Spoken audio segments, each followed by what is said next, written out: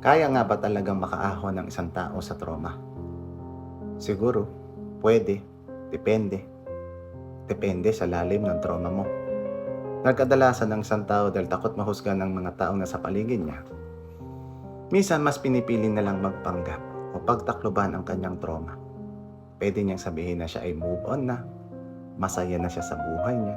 Yung mga bagay na hindi niya nagagawa noon, nagagawa niya na ngayon. Kaya na daw bumuo ng peace of mind. Okay.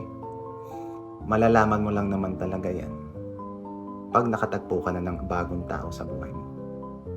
Yung minamahal ka ng tama, tinatrato ka ng tama, na dapat ang nararamdaman mo ay saya. Pero bakit ang nararamdaman mo? Lungkot at pagdududa. Diba? Dahil ang trauma minsan, nagtatago lang pala, nagpapahinga lang. Bumabalik pag na-trigger. Isang tawag mo sa kanya na hindi mo siya mahanap. Nagsinungaling siya.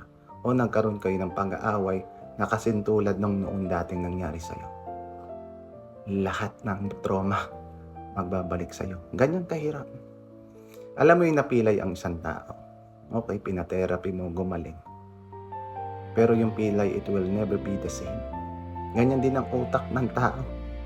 Pag nasugatan mo yan, magkaroon ng trauma, lalo na sa mga ganyang sitwasyon. Mukha ka lang okay, pero hindi naman talaga okay. Diba ang hirap? Pag ang nakatagpo mo, may malalim na trauma. Parang papakainin ka ng masarap na pagkain na may halong lason. Hindi mo malasahan yung lason dahil binubudbudan niya ng mga ingredients ng lambing, saya, pagmamahal sa'yo, pagtitiwala, mga ganyan-ganyan. Pero oras na magkamali ka sa kanya, dinadalaw siya ng trauma niya. Ngayon, yung trust issues niya nandyan na.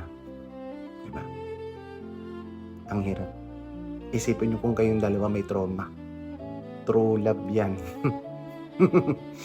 Kaya ang tanong ko, kaya ba talaga? Dahil ang trauma, pwede yung maging positibo kung malalagpasan mo. Pag ang trauma nalagpasan mo, it becomes a lesson. Isa tool para lumawak ang mga pangunawa mo sa mga bagay-bagay. Pero pag ang traumang hindi mo nalagpasan o yung tinatawag nating unhealed trauma, burden yan. Pasang krus. Pabigat sa buhay yan. Nabitbit mo kahit saan ka magpunta. Hindi na